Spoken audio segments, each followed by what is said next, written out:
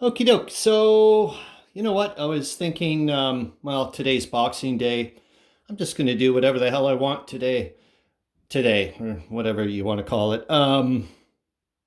Yeah, so I was thinking, other people are doing like their 10 games they're going to do for 2023. I'm just going to say, first off, that Der Weltkrieg trumps everything else. So even when I give the top my 10 list, it doesn't mean I'm even going to play any of them. I can tell you that right off the bat.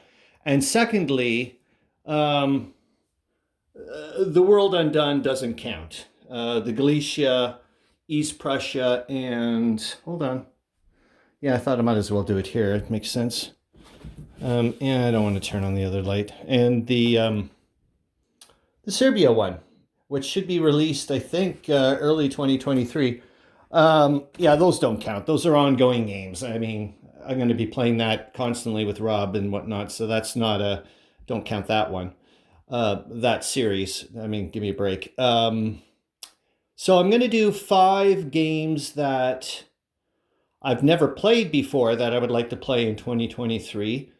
One I know for a fact I'm going to have to play because I'm going to be running it at Can Games. So that's obviously, I need to know how to play it. And the other 5 are games that I've already played that I love. I would love to play again because I just really enjoy them. But before that, I've been practicing. This is just a sample page. But you can see here, I just used the little stencil, and that's the playground sand. I was thinking I always want to give like the hint of the 97th somewhere around and all the stuff, but just very faint. Like, I want it, all over the place, but not in your face, if that makes any sense. All right, so yeah, the first one I better start off with. Yeah, I don't know where to put the Dread Pirate game. I kind of have like a pseudo theme where I put my stuff. Probably not really, but we'll see. And I hope to God I'm not putting my stupid fingers. Um, Hold on, where the speaker is, but I'm left-handed primarily, and yeah, I want to use my left hand, man. Oh, yeah, so here it is. This is the game I want to run at Can Games for sure, for sure, for sure. So I don't think I have all the expansions. I'm not really sure, but I've got number 3, number 2. I guess this must be the original. Yeah, there's number 1, the War of the Roses, and yep, it's a simple, whatever. It's not a, but this will be a good a game for me. One thing, okay, for Can Games, basically. Yeah, I'm gonna actually have to move my hold my. I think it's actually because I just enjoy. It's the left hand I want to control the mobile phone with more. Anyways, Can Games. So it runs on a basically Friday afternoon, evening. It starts at noon. Excuse me, and they basically have 4-hour time slots. And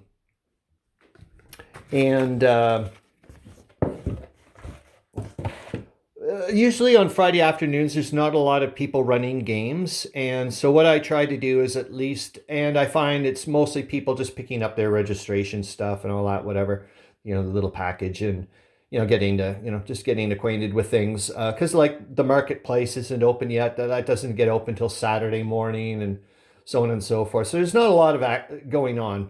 And so I try to run a kind of a light-ish game, just to kind of, get people into it. For example, many, many, many years in a row, I've been running this. Why am I? Good God, come with me.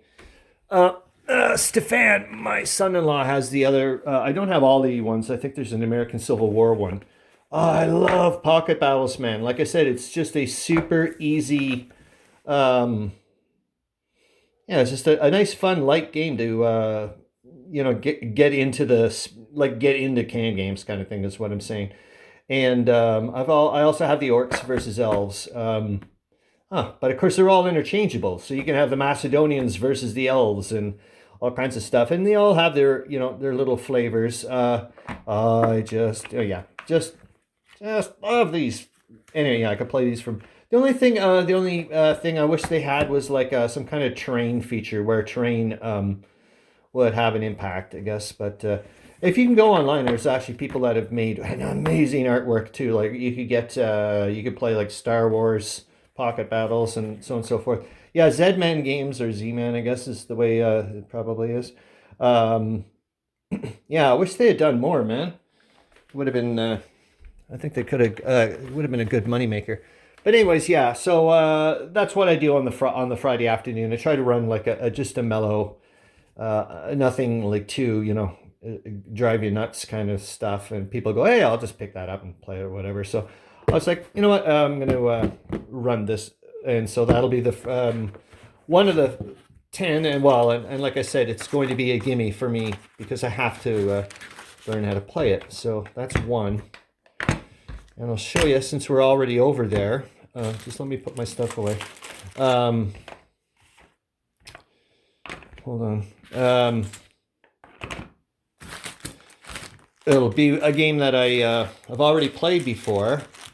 And coincidentally, I think it's from the same people. Is it?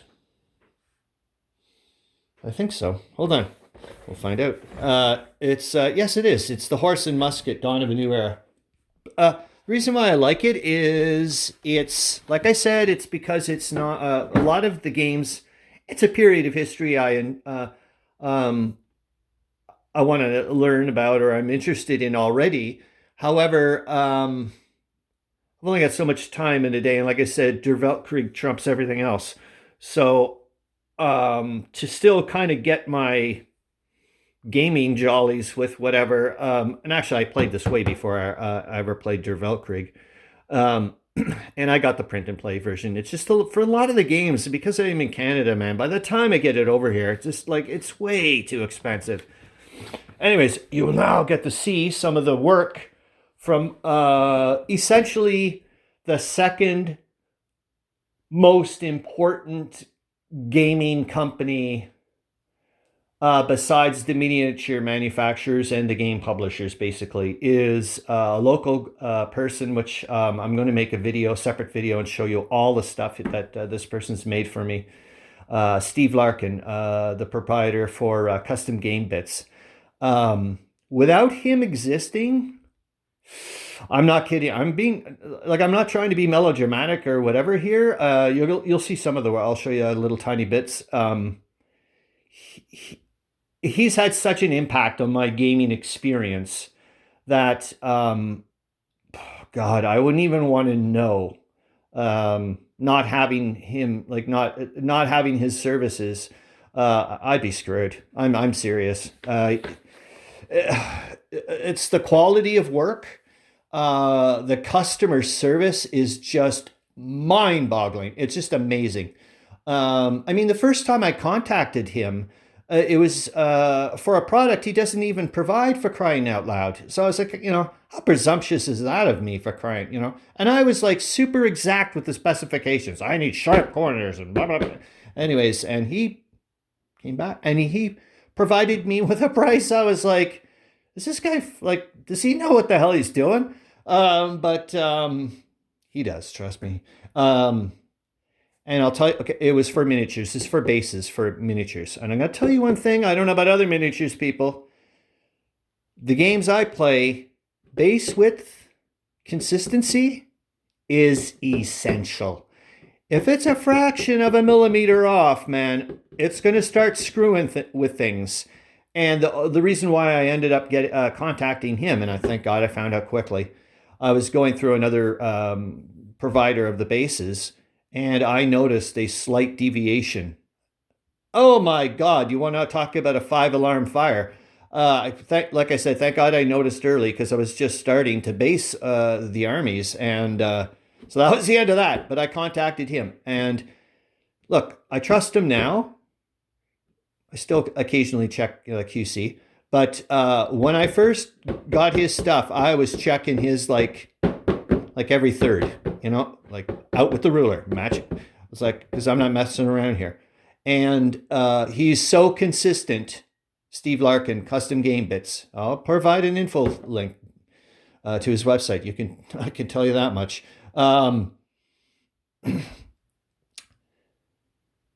I've purchased literally thousands upon thousands of bases for my miniatures from him. And I do not look at anybody else. Okay, so now you're going to see some of his amazing work that he's done with some of the print and play. Jaw-dropping. Okay, let me put this away. Ooh, actually, I should. No, I'm going to have to move the... What do I do here? Okay, so horse and musket. So this will be one of the... yeah, like I said, I've played it before. I think people say it's similar to Commands and Colors. I've played that only once. I think it's similar in the sense that it looks like it, and that you have there's a lot of fan provided battles that you can get online, but I don't think the mechanics are the same. I've got the first edition. I'm not going to get into. We're not going to talk. I'm not going to review it here. I will say that they did upgrade, supposedly, the counters. That's all I got to say, to the point that I could talk an awful lot about them. That's all I'm going to say. Anyways, so yeah, I got some of the expansions. Not all of them. There's been a bunch more. But like I said, I'm not going through all this. I'm not a meandering Mike type of person. But yeah, I got, and yet again, the print and play, it was super cheap. I could, or super affordable for me. You ready for some of the beautiful stuff he's done? Oh, sweet Jesus. Look at this. Oh, just magnificent. Hold on, I gotta. So these are the tiles. Look at that. Look at that. He did this for me for practically nothing. CustomGameBits. Just incredible. Look at that. Anyways, he also did the counters, of course. And that's the other thing. Lots of times with a lot of the games that I've some, and I love a lot of the decision games, but many of their counters are just horrible. And I'm like, you know what? We're gonna get some done up. And anyways, here you can see, like, he's done a wonderful job. I hope you can see that. But anyways, so this will be one of the games I would like to play. It's just I like it. I love the idea of I can just pick a battle from all over the place. The rules are not that. Oh, let's take a quickie look at the rules. Where are you? Oh, must be here. Oh, of course, it would be the white. See, I segregated it. But it's not very long. Sorry about the glare, because I wasn't thinking I'd ever film this, right? But it's not a very long.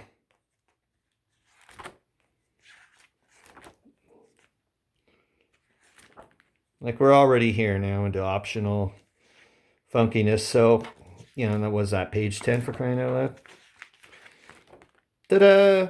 Perfect for me. Sorry, but that's, I know that other people are like, hey, I want you. And exactly, man. That's why we have different games.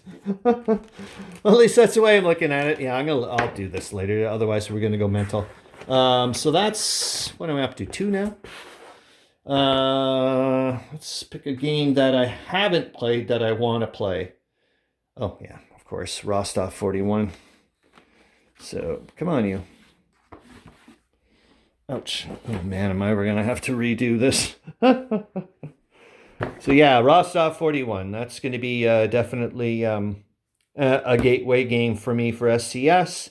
I've got Charles Latour to help me out if I need it. And the nice nod is was designed by Ray Weiss, who happens to be the owner of Conflict Simulations Limited, the guy who's doing most of those games on that side, except for, of course, Waterloo Solitaire. But he does The World Undone 1914. So I'm like, bonus. So that's up to 3 now. So that's one that I have not played that I would love to play again. That I've never played that I want to play. This is a game that I want to play again, and I love playing. And I don't give an F what other people say about it, but I've never completed it, for crying out loud. I just love the look of it. I think the Joe Yost map is absolutely gorgeous. Yet again, the counters aren't the best, but there's not like a ton of stacking. I love playing the whole setup, like the whole thing. I love sticking all kinds of bingo chits to figure out where the objectives are and so on and so forth. Yeah, I'm not going to show the whole bloody thing, but it's just a nice looking map. And yet again, yeah, I know it's not a super meaty thing, blah, blah, blah, whatever. It's good for me, is what I'm saying. It's good for me. I like it. And like I've said before, that's why we've got lots of different games. Or, you know, types of and levels of complexity and so on and so forth. So that's one I have played before and I'd love to play again. Sorry, but I'm all over the bloody place. But we're going to start looking at some stuff on the map over here that I'd like you to see. So I'm just going to push some stuff out of the way. Okay, there we go. Yeah, Horse and Musket. Gosh, I like that game. So a game that I have not played that I would like to play this year is Salerno 43, and I have a couple of people yet again that can help me out, like video, well, for sure, is Dad versus Son. He did a massive amount of playthrough of Salerno 43. So did Cataclysm Now. So I've got two people right off the bat that have done playthroughs. Charles Latoris played it. He's well versed with the X, or I don't know, whatever series you want to call it, but he's well versed in that. So I've got a lot of backup, which is nice. And supposedly it's not like a massive, it's supposedly a good one to start off with. All right, so now we'll go to one that maybe I'll even go past. I don't know, because I've haven't. Okay, hold on. Let me write down what I've done so far. Maybe that's a good idea. Hold on, which means I have to switch hands. I'll grab a zebra pencil, of course. And so that was Rostov. And then I did Horse and Musket. I also did Salerno. Table Battles. I think that's it, right? I think. Okay, if that's the case, then I'm going to pick... Oh, sorry, D-Day. Shit, I'm really getting... I've already eaten up 1, 2, 3. Holy Moses. Okay, so one I have not played... Or no, I have played before that I'd like to play again is... you're just going to see the giant map. I'll bring the Decision Games thing over. Oops. It's not that one. Hold on. It's this one. The Tannenberg game. I like it. I like it's the fire and movement system. Modified version of it for World War One. Here, I'll go and grab the thing. I like it. It's just the second, like it's just the second army. So there's no Russian first. It's, well, you can see the scale. Look at the difference, like compared to the Welktrieg map. Like it's like you can see a whole lot of little towns. I love this game. I really like the mechanics, the way you have to have the core HQs close by. I like the way like the artillery is kind of like limbering, unlimbering kind of thingamajig. I like the scenarios. I like the victory conditions. I like the hit. Yeah, it's good. You can play. I've never played it 2-player. I would like to. I've tried to kind of sucker Rob into it, like I've set it up, but we haven't gone down that road yet. So that's one I would like to play again. And now we're going to show you a game which is basically almost identical to it. It's the same system, but I have not played it before, that I'd like to play, and that's the Masseria one. And what I find interesting is this one here. I have had it set up, and I just never ended up playing it. Well, Der Weltkrieg got in the way, obviously. It's the same scale. This one, it's not the same scale as the Tannenberg one, even though it's the same. It's the same scale as the East Prussia map and the Galicia map. So I was like, that would be interesting, because the East Prussia World Undone 1914 has a Masseria scenario. It was the first one I ever played, and it's actually my favorite. And so I would like to compare, and I almost would even like to pop the counters for the the World Undone one here to see. Hold on, I'm going to switch hands again. And yet again, I'm sorry if I'm screwing with the speaker stuff. I'm just still not a mobile phone, whatever. But what did I even, yeah, I did kind of show the Tannenberg. So there's the Mysteria one. I like these little guys. Yeah, let's not get into that. You've seen it before, whatever. But yeah, of course, this is a blown up thing, but that's the way I want to play.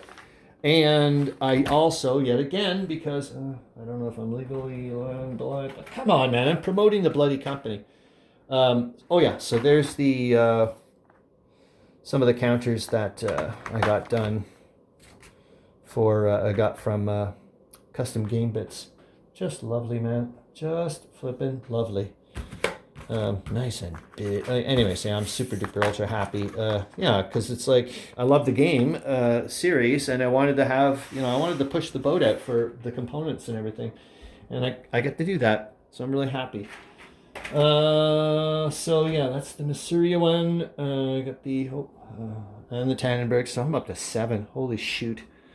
Hold on, I gotta write this down. But I know one of them right off the bat that I just forgot about. Tannenberg, Mysteria is the very first board game I picked up. Oh God, my tea! I'm gonna have to warm it up. The very first game I ever picked up to start getting into Hex Encounter stuff, and I was like, oh, I don't think I'm gonna get into this war stuff. Oh my God, is Space Empires 4X, and I actually mentioned a few months ago on the Counter Clipping show there of Ard Wolf that I was going to play it. They were talking about Space Empires 4X. And I was like, I'm going to play for the holidays. I don't think I'm going to get around to it. But, yep, that'll be one that I would like to play for sure next year.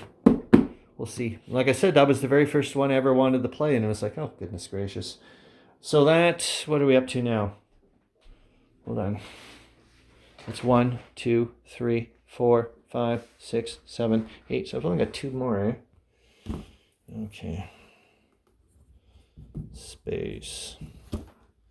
Oh shoot! Of course, Jesus Murphy.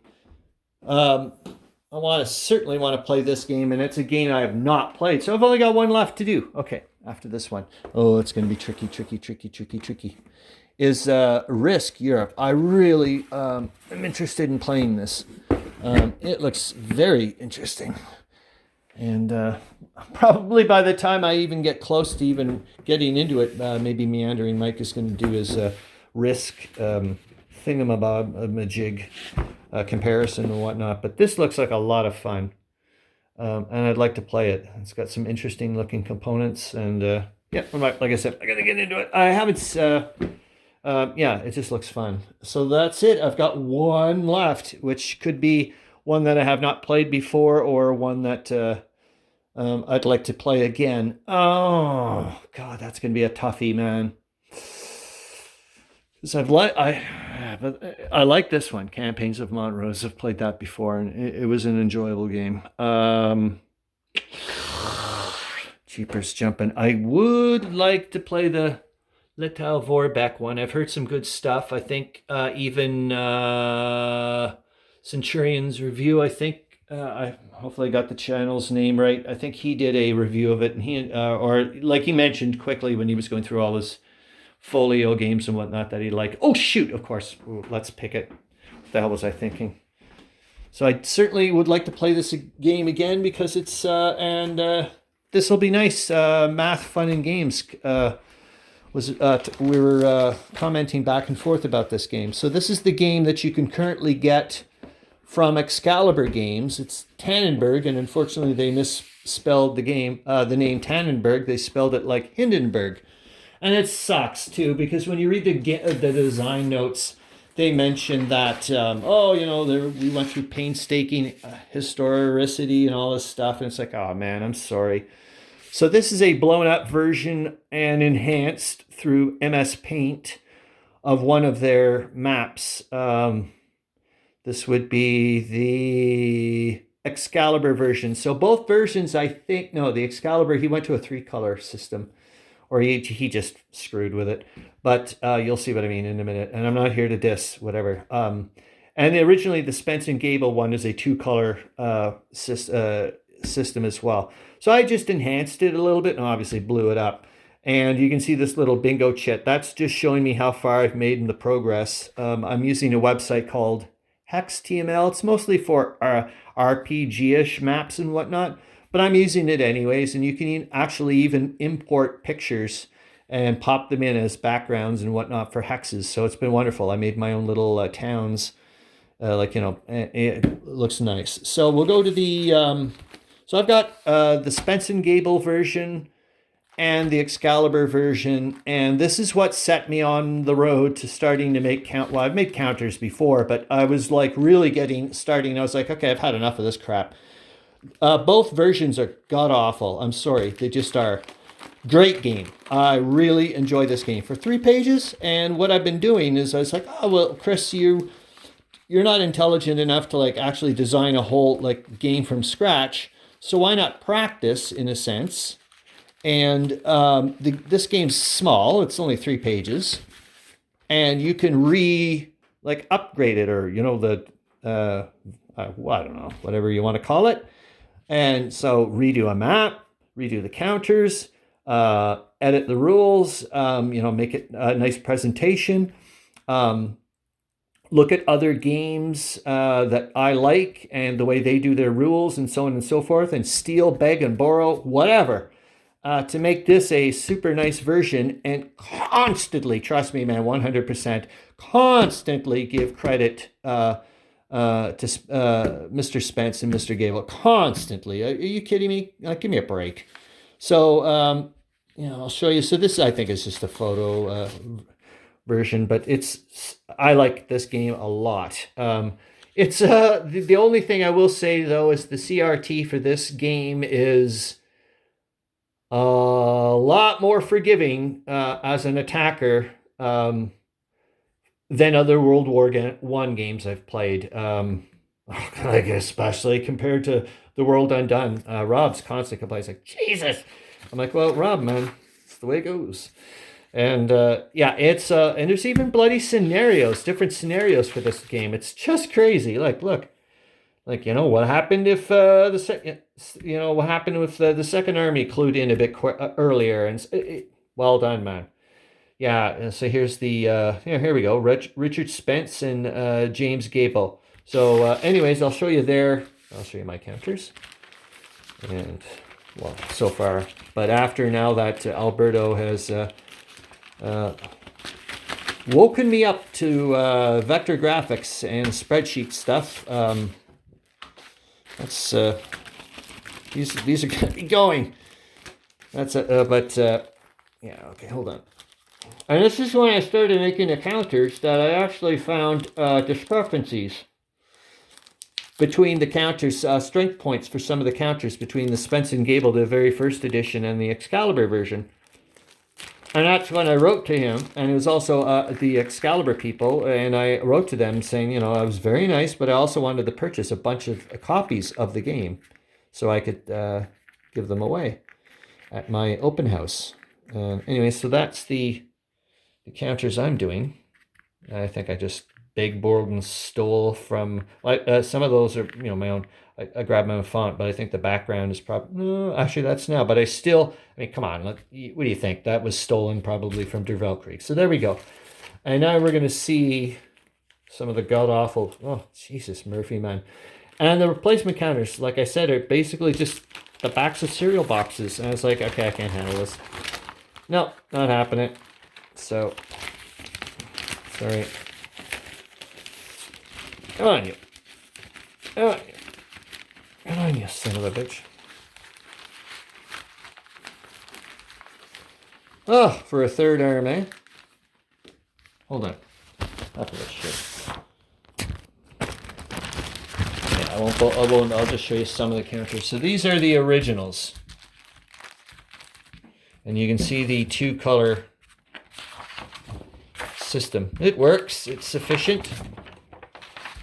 I mean, what do you want when you've only got a little bit amount of money, and you want to get your basically your love out? Like, that's what you've been working on, for crying out loud. So they're very flat. They work. They're just not really difficult to manipulate. They're just a pain in the ass. So here's the Excalibur version,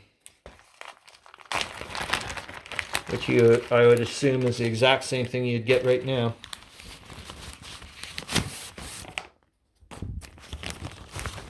And you'll see it's just the same map. It's just been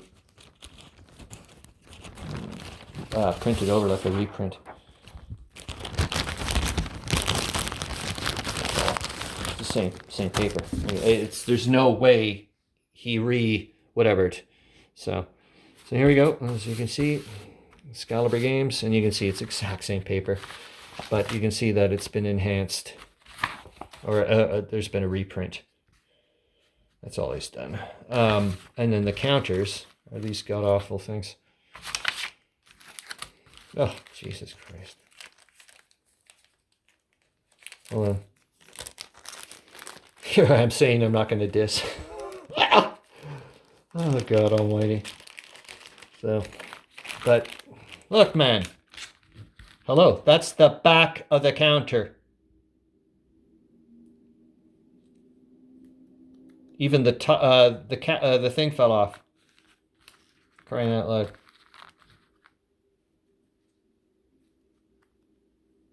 But anyways, and they're difficult to read. They're like laser printed or something, or anyways, really difficult. I was just like, I liked it. Like I said, I liked the game, but it was driving me up the tree. So that's it. Those are my 10. Yeah, I've got a lot of, but it's getting to the point now with me with Der Welktrieg. I'm just going to start selling these things off. They look lovely on my wall, but yeah, this is crazy business. I think I'll just keep a few. Like there's, for example, I know for a fact I want to keep, I would love to play Sovereign of the Seas someday. That's going to stay. I'll field Commander Napoleon. That's never going. I can tell you that much. And then I wouldn't call it Patton's first victory was the very, very, very first Hex Encounter game I played when I got back into it. And then I jumped to Horse and Musket. Patton's first victory, ridiculously affordable, a Decision Games game. Absolutely wicked, done by Eric Harvey, game designer, fantastic game mechanic. I wish it would be used more often. It is awesome. Wow, really good. This is the game I would absolutely love to play someday. And you want to talk what I say complexity, holy F. We've got 4 different, from what I could see anyways, there's more, I think. 4 different types of track. You got Russian single track, like German single track, German double track, German, it goes on and on and on track. I'm like, oh my, yes, please. I was just like, yeah. But I mean, that's going to be, I'd be like, I don't know, master's degree level or something in my mind, or PhD level or something. But yeah, I want to give this a freaking shot someday. Oh, sweet heaven. All right, that's it. Hope you're having a great Boxing Day. Now I've got a box back. Jesus, Murphy.